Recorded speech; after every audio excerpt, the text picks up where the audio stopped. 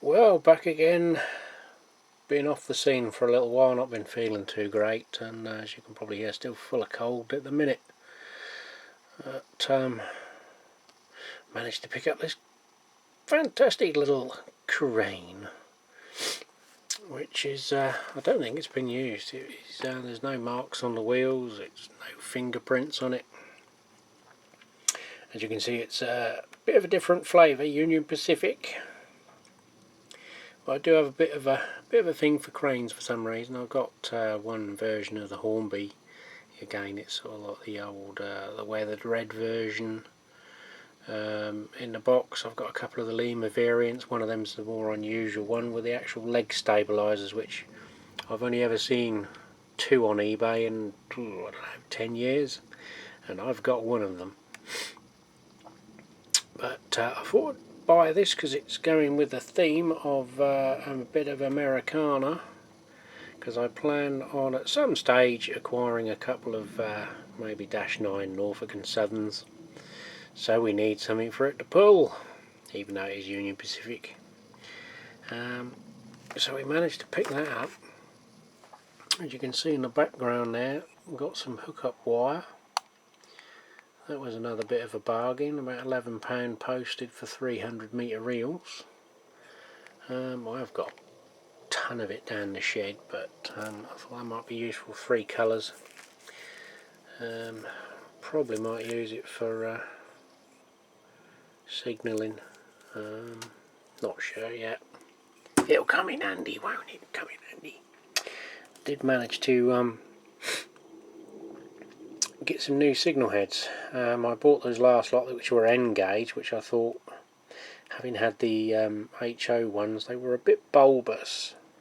Then when I bought the N gauge ones, thinking they would probably be better size, they seemed a little bit small for HO00, obviously because they were designed for N, but they were a little bit too small.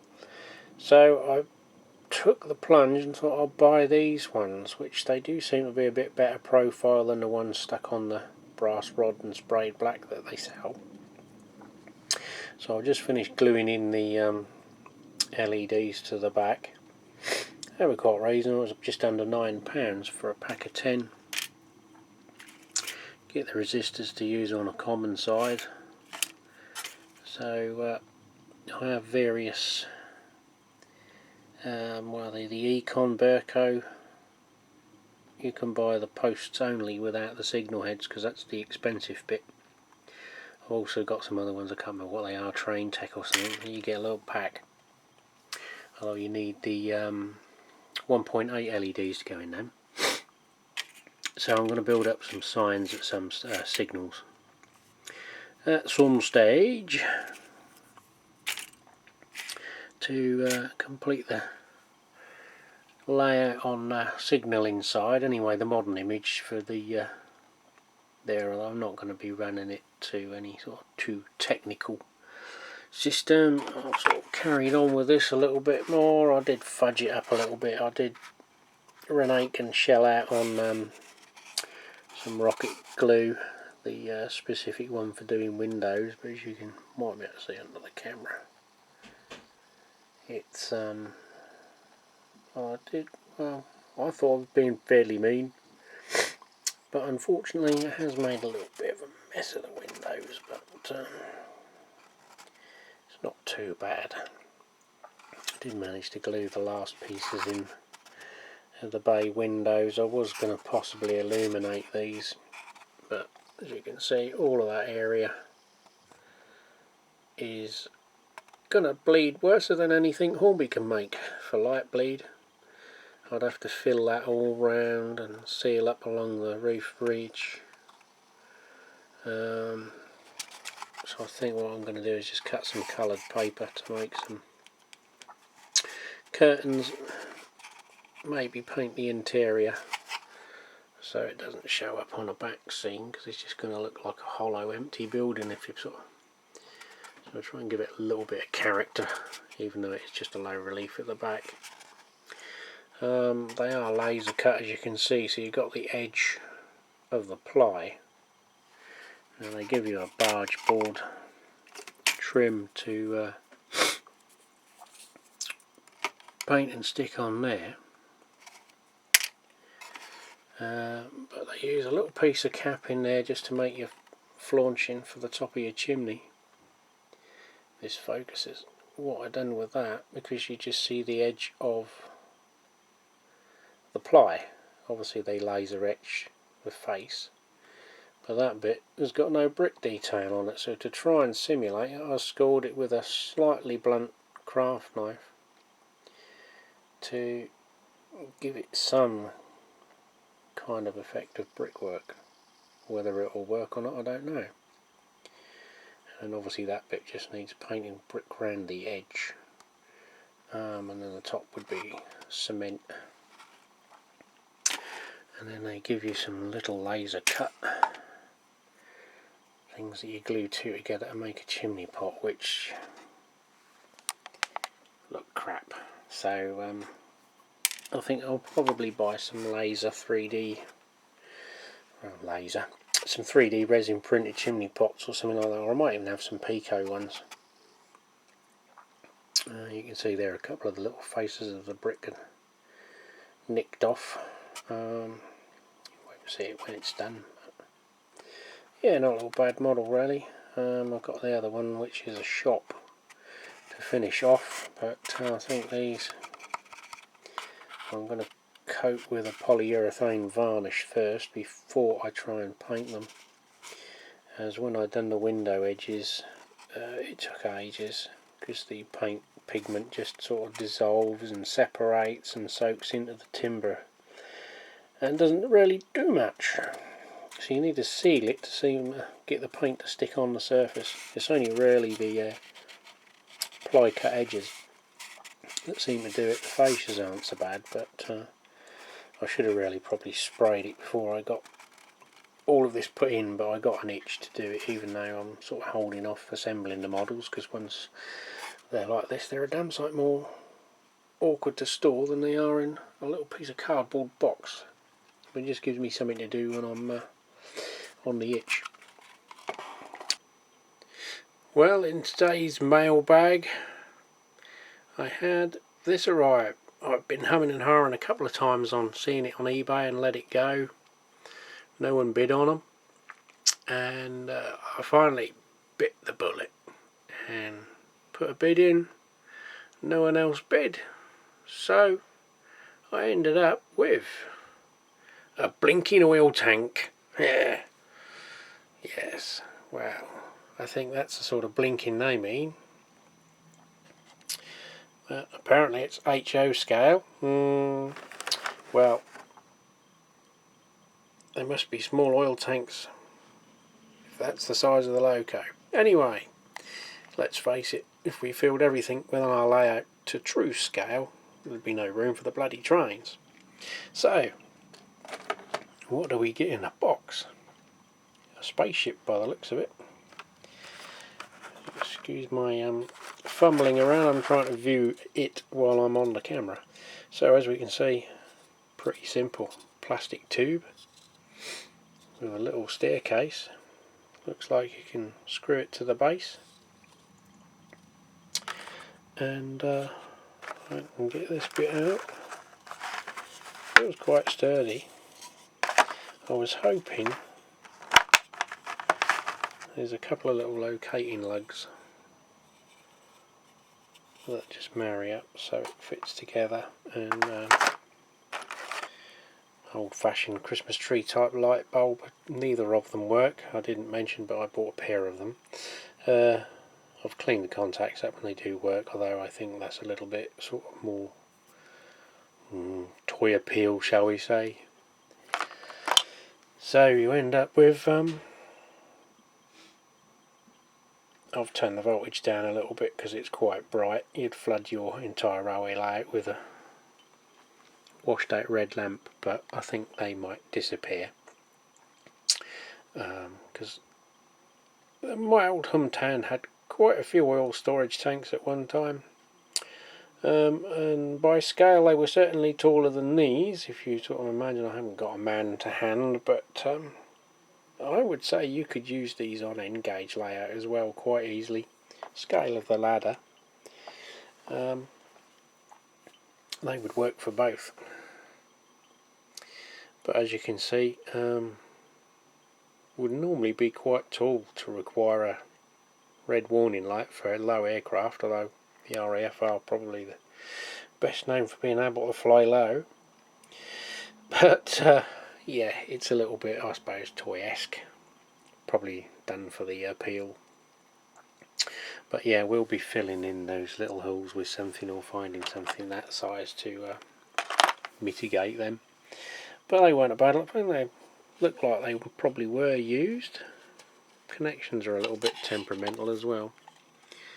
And almost as much like bleed as a Hornby locomotive, but at least you can't see that side.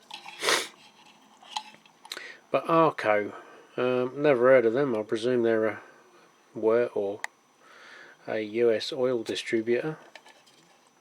The one on the picture at the back does show Shell. I was hoping, as I was about to cut in and say, I was hoping there would probably be some stickers or something in the box so that you had a choice of branding, but it looks like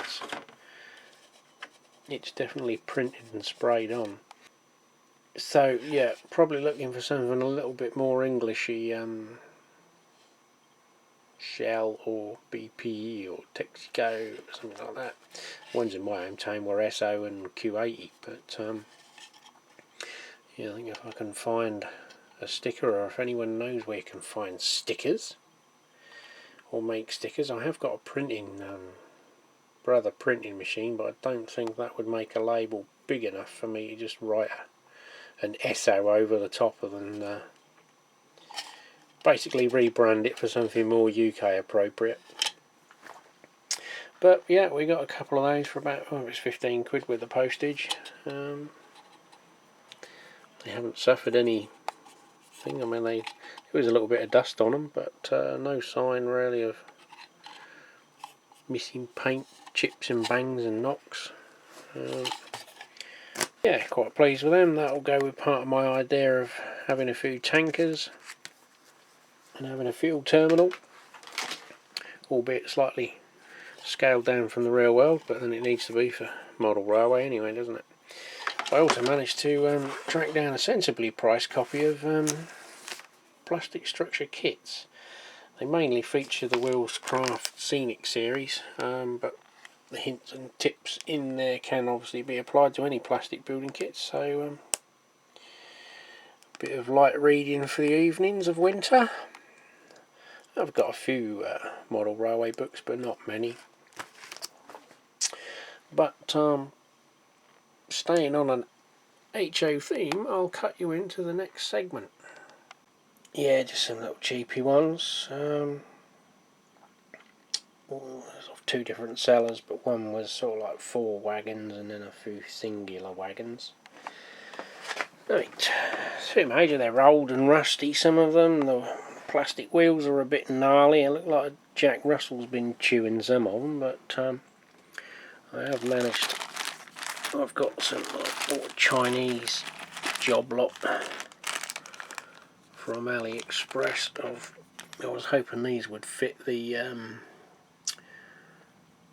Freightliner wagons, but the axles are too wide for the old Triangle Hornby Freightliner to try and re-wheel them. So they've finally found a use on some of this rolling stock. They bind a little bit on some of them, but you've got this one, the old steel effect cable handrail or whatever it is quite rusty on these. I think they've been up in a loft or in Grandad's shed for donkey's years, and he's probably popped his clogs and they're stuck them on. But they'll clean up with a mini drill just to clean the rust off the axles and clean them up. That'll free them up. This one's not too bad. Looks a bit weathered, but then that's not a bad thing really, is it? I think that's what I'm going to do for the man. I think these were £11, the tank cars. I got these 2 of the Gulf tankers, the Mobil Gas, that Norchem one and the Hudson Bay for £11. They were local, so I contacted them and said, look, you know, no going into town to buy a car, so I could pop in, pick them up, pay cash, save the old fees, and they went, oh no, we don't do collections. So I had to shell out another £4.20 for postage, but still a reasonable buy. Certainly cheaper than most of these are Bachmann, actually, I think. Oh, they're made in Taiwan. But again, you know, you've got sort of over years a bit play worn, but then also just leave them as sort of, you know, they've had a rough life and been dinged and donged in the freight yards. But I'll sort of just clean the grime off them, and then when I get my airbrush set up, I'll just put a bit of grime on them and weather them and age them up. There's a few bits like that. There's a little bit of handrail missing off the top there, which could easily be fabricated with a little bit of wire and some glue. There's another little bit there, just needs gluing. But that's sort of really all it is. You know, another one there, similar sort of. Top's gone. I had this one. The packaging was a bit crap. They squashed the lid of a box down instead of keeping it a rigid box to protect it. It did get damaged there and there, which is just glued up. But there was only one on this rake, which is that one, which had a couple of wheels missing. I've put some of them Chinese ones on there, a little bit tight, and that one had one missing, but I pinched one off that to put on that one. So that's got 3 axles on it replaced, and that's only got one. Got a coupling missing on that end, and they've got this little swingy tension coupling.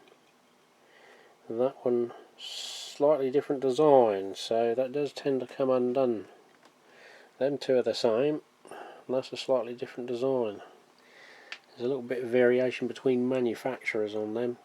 I don't really want to go to the expense of shelling out on KDs on everything. So I might have to come up with an engineering solution for that. The end one doesn't have a coupling. That's missing. If we can get it off one-handed without fishing the other one out. You can see it's a similar sort of set up to some of the UK ones. They normally have a little clip over the top. I have seen the clips for sale on AliExpress, but they're about £11 for a pack. So I think that'll be a screw or glue. You can see they're just sprung loaded and lock against one another.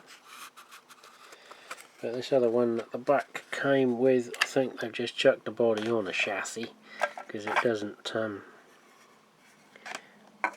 stay put.